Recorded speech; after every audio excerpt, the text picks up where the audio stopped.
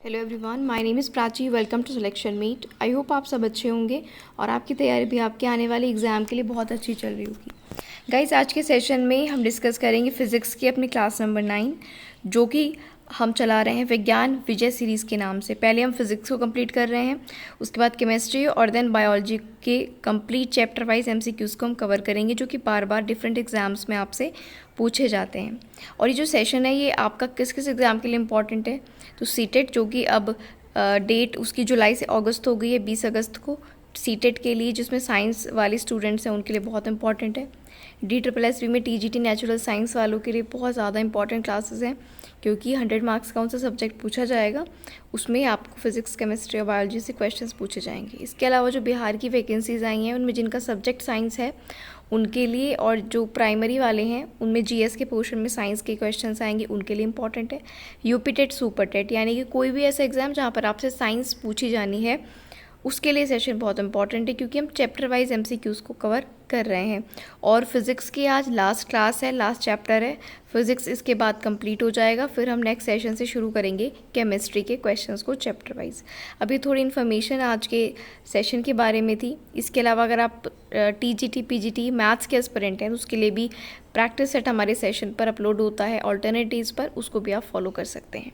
सो आज का जो सेशन है उसमें हम चैप्टर नंबर 8 डिस्कस करेंगे, जिसका नाम है आधुनिक भौतिकी, यानी कि मॉडर्न फिजिक्स। इसके क्वेश्चंस को डिस्कस आज हमें करना है बहुत अच्छे से। हम एक एक क्वेश्चंस को यहाँ पर आपके साथ कवर करेंगे। जो न्यूमेरिकल्स रह गए हैं वो किसी एक सेशन में पर्टिकुलर उनके फॉर्मूला और न्यूमेरिकल्स हम कोशिश करेंगे कि जल्दी आपको करा पाएँ। अब बढ़ते हैं हम आज के सेशन की ओर। पहला क्वेश्चन आपकी स्क्रीन पर है, गॉड पार्टिकल क्या होता है, आपको बताना है। क्या ये न्यूट्रिनो है, हिग्स बोसोन है, या फिर पॉजिट्रॉन है, या मेसॉन है, या इनमें से कोई भी नहीं है। गॉड पार्टिकल क्या है, यहाँ से आपको इस चैप्टर के जो भी मोस्ट इंपॉर्टेंट क्वेश्चंस हैं, जो कि अलग अलग एग्जाम में पूछे गए हैं, वो कवर हो जाएंगे। तो ध्यान से आपने पूरा सेशन सुनना है और देखना है। तो गॉड पार्टिकल क्या होता है, गॉड पार्टिकल होता है हिग्स बोसोन। यहाँ पर ऑप्शन नंबर बी जो होगा वो आपका राइट आंसर हो जाएगा। तो गॉड पार्टिकल क्या होता है, हिग्स बोसोन होता है। या आपसे पूछे कि हिग्स बोसोन क्या होता है, तो गॉड पार्टिकल होता है। दोनों तरीके से आपको इसका जो आंसर है वो समझ लेना है कि गॉड पार्टिकल हिग्स बोसोन होते हैं, ये आपको याद रखना है। बढ़ते हैं नंबर क्वेश्चन 2 की ओर। किसी नाभिक या रिएक्टर की कार्यविधि में प्रयुक्त मूल वैज्ञानिक सिद्धांत, यानी कि इन चारों में से कौन सा सिद्धांत किसी भी नाभिकीय रिएक्टर में यूज़ किया जाता है। ठीक है, न्यूक्लियर रिएक्टर में इनमें से कौन सी कार्यविधि, कौन सा सिद्धांत यूज़ किया जाता है। आपके पास 4 ऑप्शन है, पहले फटाफट से आप अपना आंसर मार्क करिएगा, उसके बाद हम बढ़ेंगे इसके राइट आंसर की तरफ। आई होप अब तक आपने अपना आंसर मार्क कर लिया होगा। अगर आपको पता है तो नहीं पता है तो फटाफट से इसका आंसर देख लेते हैं। सेकंड क्वेश्चन का राइट आंसर होगा ऑप्शन नंबर डी, यानी कि नाभिकीय रिएक्टर की जो कार्यविधि है वो बेस्ड है नियंत्रित नाभिकीय विखंडन पर। अगर ऑप्शन में नाभिकीय विखंडन हो, ठीक है, तो ये भी 2 तरह के होता है, एक नियंत्रित होता है, एक अनियंत्रित होता है। तो याद रखेंगे जो नाभिकीय रिएक्टर की कार्यविधि होती है, प्रोसेस होता है, वो एक कंट्रोल्ड न्यूक्लियर विखंडन होता है। ठीक है, याद रखना, नियंत्रित नाभिकीय विखंडन होता है नाभिकीय रिएक्टर की कार्यविधि। बढ़ते हैं नेक्स्ट क्वेश्चन नंबर 3 की ओर। थर्ड क्वेश्चन क्या आपसे कहता है, प्रकाश विद्युत प्रभाव परिघटना की व्याख्या निम्न में से किसने करी है।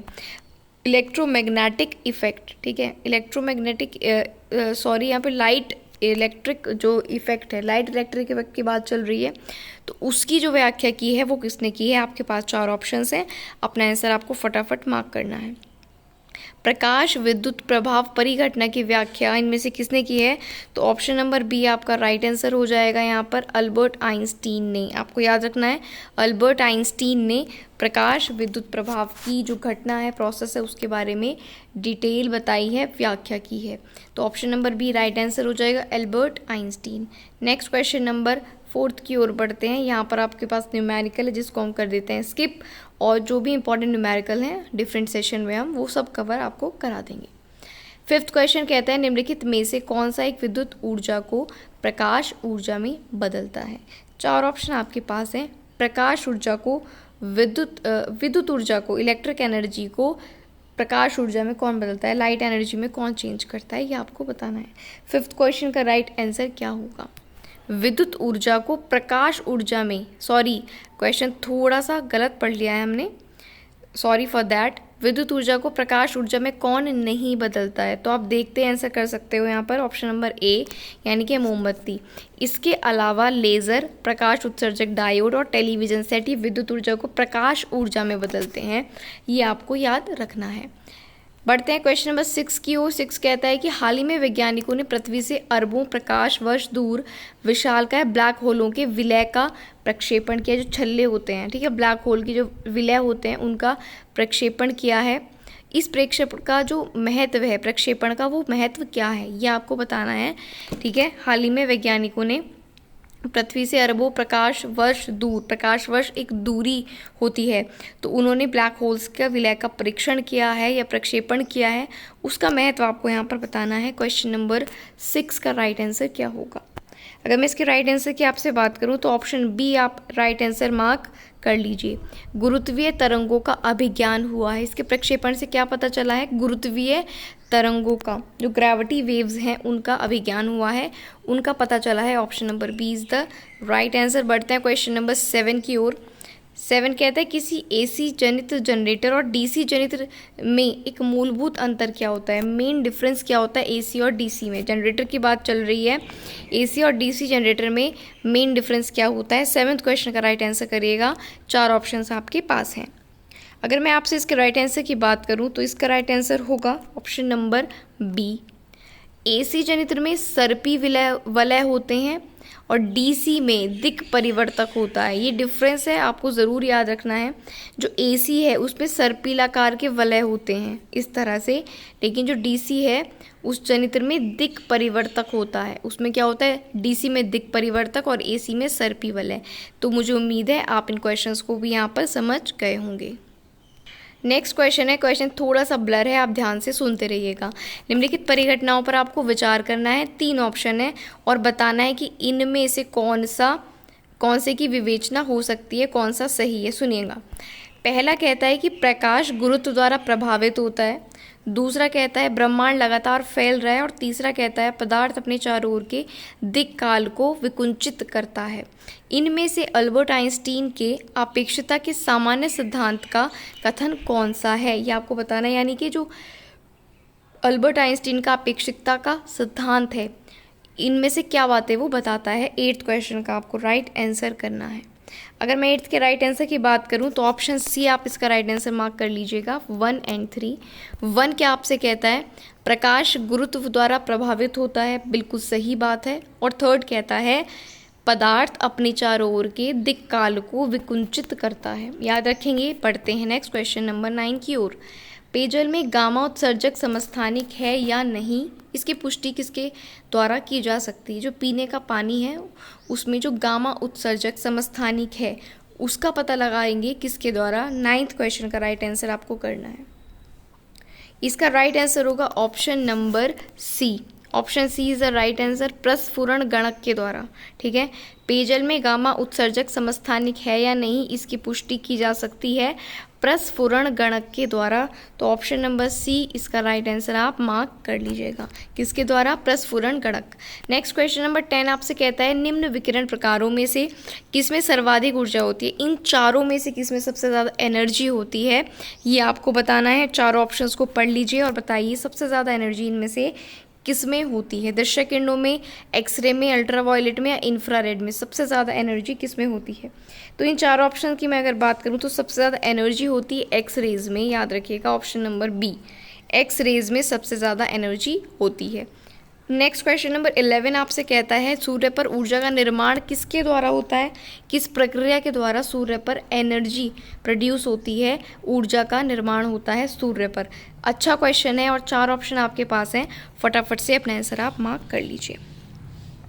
तो 11 के मैं राइट आंसर की बात करूं, ऑप्शन नंबर बी इसका राइट आंसर हो जाएगा। बी, नाभिकीय संलयन के द्वारा ऊर्जा का निर्माण होता है। विखंडन होता है टूट जाना, संलयन होता है कि चीज़ का मिल जाना और चीज़ को मिलकर छोटे छोटे कणों से बड़ी चीज़ बना लेना। तो 11 का जो ऑप्शन बी है वो करेक्ट है। सूर्य पर ऊर्जा का निर्माण होता है नाभिकीय संलयन के द्वारा। नेक्स्ट क्वेश्चन नंबर 12 आपसे कहता है तारे अपनी ऊर्जा प्राप्त करते हैं किस प्रक्रिया के द्वारा। अब तारों की ऊर्जा, अभी सूर्य पर ऊर्जा की बात की गई, अब तारों पर ऊर्जा की बात की जा रही है कि तारे अपनी ऊर्जा कैसे प्राप्त करते हैं। 12 का राइट आंसर क्या होगा? तो 12 का जो राइट आंसर है वो होगा ऑप्शन नंबर ए, यानी कि 1 और 2। तारे अपनी ऊर्जा प्राप्त करते हैं नाभिक या संलयन से, जो सूरज भी प्राप्त करता है, और एक होता है गुरुत्वीय संकुचन, गुरुत्वीय संकुचन से। ठीक है, तो तारे ऊर्जा अपनी दो प्रकार से प्राप्त करते हैं, नाभिक के संलयन से और गुरुत्वीय संकुचन से। ठीक है, क्लियर है। नेक्स्ट क्वेश्चन पर चलते हैं, क्वेश्चन नंबर 13।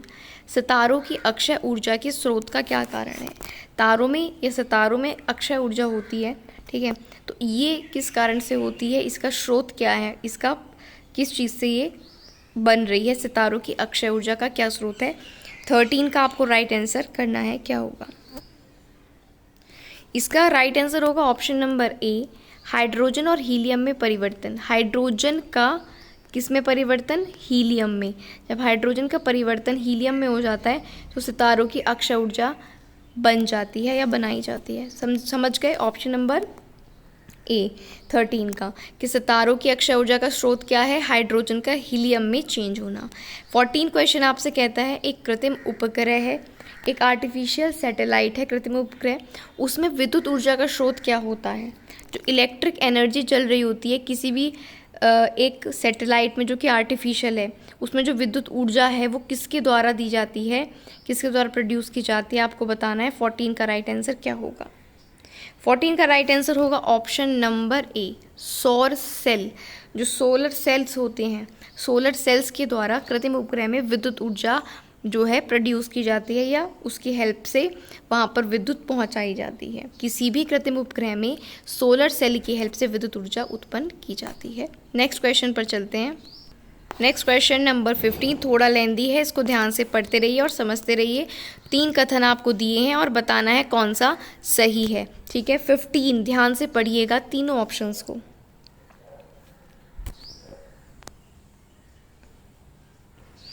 आई होप आपने पढ़ लिया होगा। अब देखो मैं इसका आपको राइट आंसर बता दूं तो इसका राइट आंसर है ऑप्शन नंबर ए, केवल एक।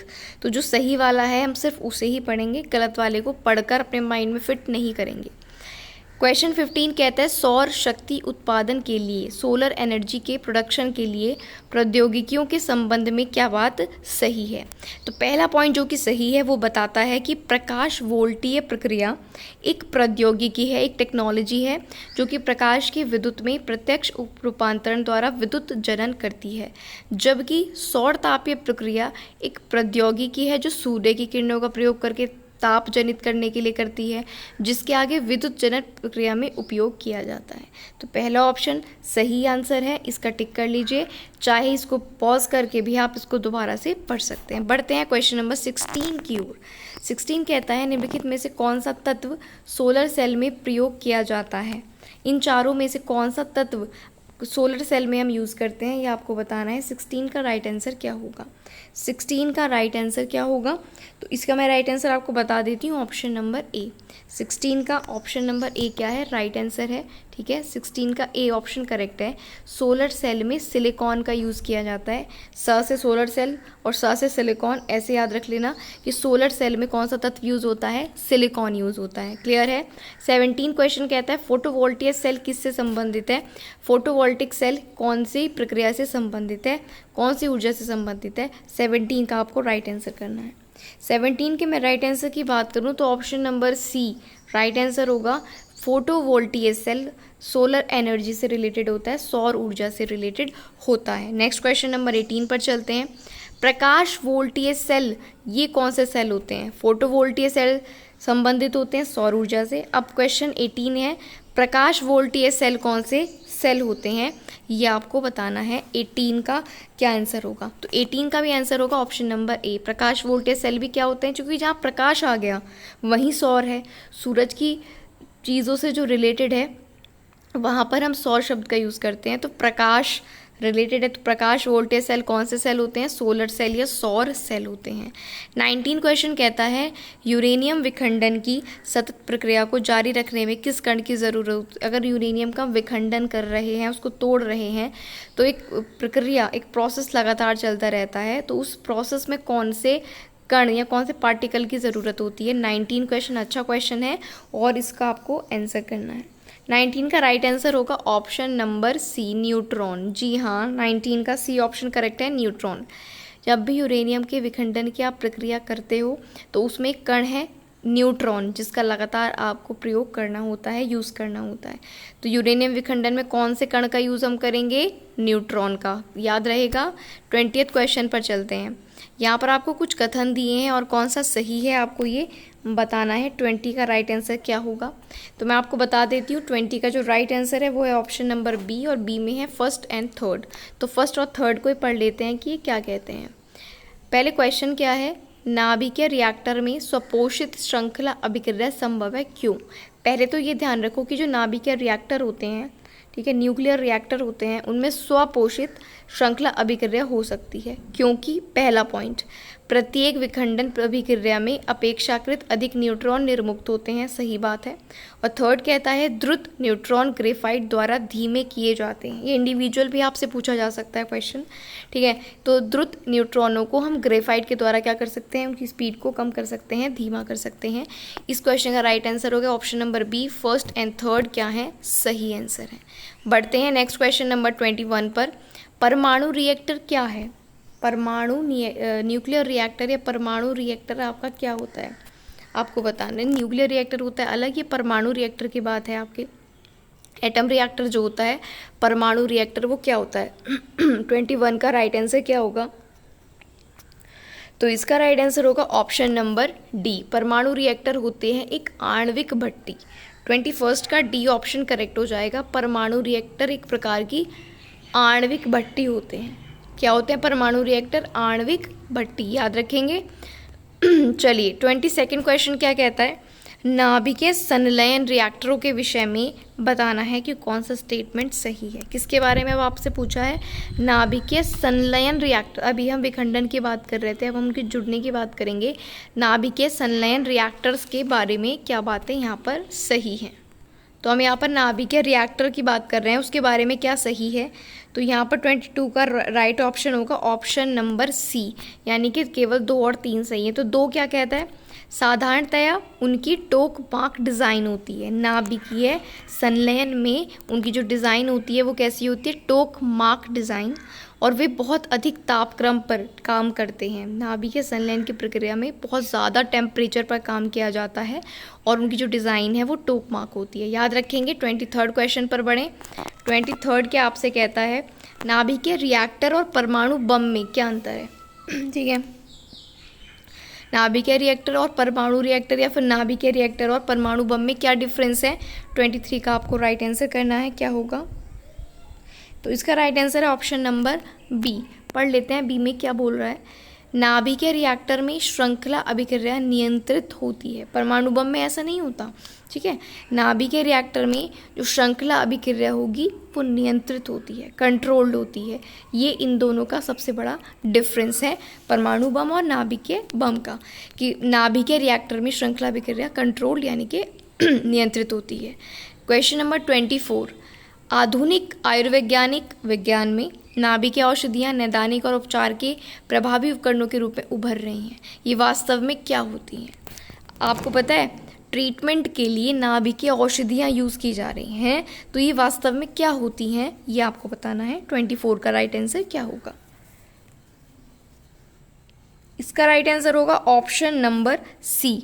सी कहता है रेडिया आइसोटोप्स। जी हाँ, जो नाभिकीय औषधियाँ बनाई जा रही हैं वो बेसिकली रेडियो आइसोटोप्स होते हैं। क्या होते हैं? Radio isotopes.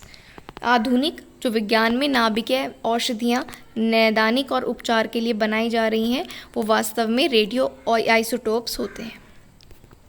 Question number 25। Bharat में प्रचुर मात्रा में उपलब्ध महत्वपूर्ण नाभिकीय ईंधन कौन सा है? न्यूक्लियर यहाँ पर आपसे पूछा जा रहा है कि नाभिकीय ईंधन भारत में जो प्रचुर मात्रा में उपलब्ध है वो कौन सा है? 25 का राइट आंसर क्या होगा? इसका राइट आंसर है ऑप्शन नंबर बी। तो थोरियम ऐसा नाभिकीय ईंधन है जो भारत में काफ़ी मात्रा में उपलब्ध है। क्या? थोरियम, याद रखेंगे। नेक्स्ट, निम्नलिखित में से किसका नाभिकीय ईंधन के रूप में प्रयोग नहीं किया जा सकता? नहीं को ज़रा ध्यान से पढ़ेंगे। इनमें से किसका नाभिकीय ईंधन के रूप में यूज़ हम नहीं कर सकते? 26 का राइट आंसर क्या होगा? Option number C. यूरेनियम को, थोरियम को, प्लूटोनियम को हम नाभिक के ईंधन के रूप में यूज़ करते हैं। सबसे ज़्यादा भारत में थोरियम उपलब्ध है, लेकिन कैल्शियम को हम नाभिक के ईंधन के रूप में यूज़ नहीं कर सकते। बढ़ते हैं नेक्स्ट क्वेश्चन नंबर 27 पर। किसका परमाणुीय ईंधन के रूप में प्रयोग नहीं होता है? फिर से आपसे पूछा है इनमें से किसका परमाणुीय ईंधन, है ना। ऊपर हमने नाभिक ईंधन की बात करी थी, यहाँ बात कर रहे हैं परमाणुीय ईंधन के रूप में किसका यूज़ नहीं हो सकता है। 27 का राइट आंसर क्या होगा? इसका right answer option number D, यानी कि परमाणु ईंधन के लिए भी हम यूरेनियम, प्लूटोनियम, थोरियम का यूज़ करेंगे, लेकिन लेड का यूज़ नहीं करेंगे। नेक्स्ट क्वेश्चन नंबर 28 कहता है न्यूक्लियर बम बनाने के लिए निम्न में से किसका उपयोग किया जाता है? अगर आपको न्यूक्लियर बॉम्ब बनाना है तो इन चारों में से आप किसका यूज़ करेंगे? 28 का राइट आंसर आपको करना है, क्या होगा? 28 का राइट आंसर क्या होगा? ऑप्शन नंबर बी होगा, यूरेनियम। न्यूक्लियर बम बनाने के लिए आप यूज़ करते हो यूरेनियम का, याद रखोगे, यूरेनियम न्यूक्लियर बम बनाने के लिए। Next question number 29, hydrogen bomb किस सिद्धांत पर आधारित होता है? ये बहुत ज़्यादा इंपॉर्टेंट क्वेश्चन है, कई बार एग्जाम में पूछा गया है कि हाइड्रोजन बम किस सिद्धांत पर कार्य करता है। 29 का राइट आंसर क्या होगा? तो इसका राइट आंसर होगा ऑप्शन नंबर बी, जी हाँ, अनियंत्रित संलयन अभिक्रिया होती है। 29 का बी ऑप्शन करेक्ट है। हाइड्रोजन बम का जो पूरा मॉडल होता है वो बेस्ड है अनियंत्रित, अनकंट्रोल्ड संलयन अभिक्रिया पे, यानी कि याद पहले रखो कि हाइड्रोजन बम में चीज़ों का संलयन होता है, छोटी छोटी चीज़ें मिलकर बड़ी चीज़ बनाती है, और वो कैसा होता है? अनकंट्रोल्ड होता है, अनियंत्रित होता है। चलिए बढ़ते हैं नेक्स्ट क्वेश्चन नंबर 30 पर। 30 कहते हैं समृद्ध यूरेनियम क्या होता है? समृद्ध यूरेनियम होता है इनमें से क्या? 30 का राइट आंसर क्या होगा? आपको फटाफट से आंसर करना है। तो इसका आंसर 30 का होगा ऑप्शन नंबर बी, समृद्ध यूरेनियम होता है प्राकृतिक यूरेनियम जिसमें रेडियोधर्मी U-235 आइसोटोप का घटक कृत्रिम रूप से बढ़ा सकते हैं या बढ़ाया जाता है। तो समृद्ध यूरेनियम प्राकृतिक नेचुरल यूरेनियम होता है जिसमें रेडियोधर्मी U-235 आइसोटोप का घटक कृत्रिम रूप से बढ़ाया जाता है। नेक्स्ट क्वेश्चन पर चलते हैं। 31 क्वेश्चन में कहता है कुछ लोगों का सोचना है कि तेज़ी से बढ़ रही ऊर्जा की ज़रूरत पूरी करने के लिए भारत को थोरियम को नाभिकीय ऊर्जा के भविष्य के ईंधन के रूप में विकसित करना चाहिए। थोरियम को इस संदर्भ में थोरियम यूरेनियम की तुलना में कैसे अधिक लाभकारी है? तो इस प्रक्रिया में आपको बताना है कि थोरियम यूरेनियम की तुलना में ज़्यादा लाभकारी कैसे है। तो 31 का जो राइट आंसर होगा वो होगा ऑप्शन नंबर डी, यानी कि तीनों पॉइंट सही हैं कैसे थोरियम यूरेनियम की तुलना में ज़्यादा लाभकारी है। पहला कहता है प्रकृति में यूरेनियम की तुलना में थोरियम के कहीं अधिक भंडार हैं। तो पहला पॉइंट तो यही कि प्रकृति में यूरेनियम की तुलना में थोरियम बहुत ज़्यादा उपलब्ध है। दूसरा है उत्खनन प्राप्त खनिज से मिलने वाली प्रति इकाई द्रव्यमान ऊर्जा की तुलना की जाए अगर, तो थोरियम प्राकृतिक यूरेनियम की तुलना में कहीं अधिक ऊर्जा उत्पन्न करता है। क्लियर है। और थर्ड कहता है थोरियम यूरेनियम की तुलना में कम नुकसानदेह अपशिष्ट उत्पादित करता है। ये भी इंपॉर्टेंट पॉइंट है, जो अपशिष्ट होते हैं वो थोरियम कम उत्पादित करेगा यूरेनियम के कंपैरिजन में। तीनों पॉइंट सही हैं। पॉज करके वीडियो को एक बार आप फिर से इन पॉइंट्स को पढ़ लेना। नेक्स्ट क्वेश्चन नंबर 32, निम्नलिखित में से कौन सा तत्व परमाणु ईंधन की श्रेणी में नहीं आता? इनमें से कौन सा परमाणु ईंधन नहीं है? अब जल्दी से क्वेश्चन जो बचे हैं उनको कवर कर लेते हैं क्योंकि सेशन काफ़ी लंबा हो रहा है। 32 का राइट आंसर क्या होगा? ऑप्शन नंबर ए, इनमें से जो कैडमियम है वो परमाणु ईंधन नहीं है। 32 का राइट आंसर होगा ऑप्शन नंबर ए, जो कैडमियम है वो परमाणु ईंधन की श्रेणी में नहीं आता। नेक्स्ट क्वेश्चन नंबर 33 पर चलते हैं। अणु शक्ति से नहीं संबंधित खनिज को पहचानिए। जो अणु शक्ति से परमाणु शक्ति से संबंधित नहीं है वो खनिज आपको बताना है। 33 का राइट आंसर होगा ऑप्शन नंबर डी। ठीक है, यहाँ पर जो क्रोमियम है, क्रोमियम जो है वो अणु शक्ति से संबंधित खनिज नहीं है। नेक्स्ट क्वेश्चन 34, भारत का पहला परमाणु संयंत्र इनमें से कौन सा है? अच्छा और इम्पॉर्टेंट क्वेश्चन है, फटाफट से बताइए भारत का पहला परमाणु संयंत्र इनमें से कौन सा है? 34 का राइट आंसर होगा ऑप्शन नंबर सी, जो तारापुर परमाणु संयंत्र है वो भारत का पहला परमाणु संयंत्र है। तारापुर महाराष्ट्र में, याद रखेंगे, तारापुर जो है भारत का पहला परमाणु संयंत्र है। नेक्स्ट क्वेश्चन 35 कहता है ध्रुव, पूर्णिमा और साइरस में क्या संबंध होता है? मतलब ये बेसिकली तीनों क्या हैं? ध्रुव, पूर्णिमा और साइरस। 35 का राइट आंसर मैं आपको अगर बताऊं तो होगा ऑप्शन नंबर ए। ठीक है, ये भारतीय शोध रिएक्टर हैं भारत के शोध रिएक्टर हैं ध्रुव, पूर्णिमा और साइरस। 35 का राइट आंसर होगा ऑप्शन नंबर ए। ध्रुव, पूर्णिमा और साइरस जो हैं ये भारतीय शोध रिएक्टर्स हैं। 36 कहता है भारत के न्यूक्लियर रिएक्टर्स में कौन सा ईंधन यूज़ होता है। यहाँ पर भारत के जो न्यूक्लियर रिएक्टर्स हैं उनमें कौन सा ईंधन हम यूज़ करेंगे। 36 का राइट आंसर हो जाता है ऑप्शन नंबर डी, यूरेनियम 238। याद रखना, भारत के न्यूक्लियर रिएक्टर्स में ईंधन के रूप में यूरेनियम 238 का यूज़ किया जाता है। क्वेश्चन नंबर 37, भारत में भारी जल बनाया जाता है कहाँ पर, कौन सी जगह में भारत में हैवी वाटर यानी कि भारी जल बनाया जाता है। 37 का राइट आंसर हो जाएगा ऑप्शन नंबर ए, ट्रॉम्बे में। भारत में एक जगह है ट्रॉम्बे, ट्रॉम्बे में भारी जल बनाया जाता है। नेक्स्ट क्वेश्चन नंबर 38, एक नाभिकीय रिएक्टर में भारी जल का क्या काम होता है। जो न्यूक्लियर रिएक्टर होते हैं उनमें भारी जल का क्या काम होता है, तो 38 का राइट आंसर हो जाएगा ऑप्शन नंबर ए।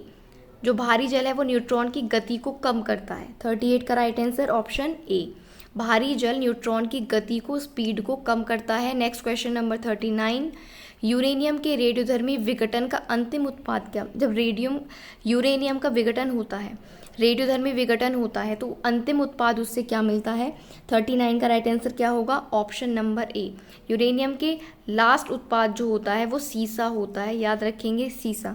39 का ऑप्शन नंबर ए राइट आंसर होगा। यूरेनियम के रेडियोधर्मी विघटन का अंतिम उत्पाद क्या होता है, सीसा। नेक्स्ट है क्वेश्चन नंबर 40, निम्नलिखित में से कौन सा एक रेडियो एक्टिव नहीं है। 40 का कौन सा ऑप्शन सही होगा, 40th का आपको बताना है। तो 40th का डी ऑप्शन करेक्ट होगा, जर्कोनियम रेडियो एक्टिव नहीं है। याद रखना, जर्कोनियम रेडियो एक्टिव नहीं है। एस्टेटाइन, फ्रेंसियम, ट्राइट्रियम ये रेडियो एक्टिव हैं, जर्कोनियम रेडियो एक्टिव नहीं है। 41, निम्नलिखित में से कौन सा यूरेनियम समस्थानिक परमाणु ऊर्जा संयंत्र में बिजली उत्पादन में इस्तेमाल किया जाता है। इनमें से कौन सा यूरेनियम का समस्थानिक परमाणु ऊर्जा संयंत्र में लाइट प्रोड्यूस करता है, इलेक्ट्रिसिटी प्रोड्यूस करता है, ठीक है, बिजली उत्पादन में किसका यूज़ किया जाता है, ऑप्शन नंबर सी, यूरेनियम 235। बिजली के उत्पादन के लिए यूरेनियम 235 का यूज़ करते हैं, याद रखेंगे। नेक्स्ट क्वेश्चन नंबर 42, रेडियोधर्मी पदार्थ क्या उत्सर्जित करता है। अच्छा क्वेश्चन है 42, रेडियोधर्मी पदार्थ क्या उत्सर्जित करता है। तो रेडियोधर्मी पदार्थ अल्फा किरण, बीटा किरण, गामा किरण तीनों को उत्सर्जित करता है। तो 42 का जो राइट आंसर है वो क्या हो जाएगा आपके पास, ऑप्शन डी, रेडियोधर्मी पदार्थ अल्फा, बीटा, गामा किरणों को उत्सर्जित करता है। 43 क्वेश्चन आपसे कहता है नाभिकीय रिएक्टर में निम्नलिखित में से किसे मंदक के रूप में यूज़ करते हैं। ये भी अच्छा क्वेश्चन है। मंदक के रूप में नाभिकीय रिएक्टर में किसका यूज़ किया जाता है, ग्रेफाइट का। मंदक के रूप में नाभिकीय रिएक्टर में ग्रेफाइट का यूज़ किया जाता है। 43 का ऑप्शन बी करेक्ट हो जाएगा, ग्रेफाइट। नेक्स्ट 44, एक ब्रीडर रिएक्टर क्या होता है। 44 का राइट आंसर क्या होगा, आपको बताना है एक ब्रीडर रिएक्टर क्या होता है। तो ब्रीडर रिएक्टर जो है ऑप्शन सी करेक्ट है, जो विखंडन होने वाले पदार्थ को उससे अधिक उत्पन्न करता है जितना वो जलाता है। तो ब्रीडर रिएक्टर क्या है, विखंडित होने वाले पदार्थ को उससे अधिक उत्पन्न करेगा जितना वो जल रहा है। सी ऑप्शन करेक्ट हो जाएगा। 45 पर चलते हैं, देहली आवृत्ति कैसी आवृत्ति होती है। 45 क्वेश्चन का राइट आंसर आपको बताना है, देहली आवृत्ति कैसी आवृत्ति है।